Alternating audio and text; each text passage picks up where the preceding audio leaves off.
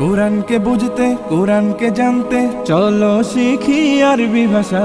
জীবনকে সাজাতে জীবনকে রাঙাতে কোরআনই হলো সঠিক দিশা। কোরআনকে বুঝতে কোরআনকে জানতে চলো শিখি আরবি ভাষা। জীবনকে সাজাতে জীবনকে রাঙাতে কোরআনই হলো সঠিক দিশা। এসো শিখি আরবি ভাষা, এসো শিখি আরবি ভাষা।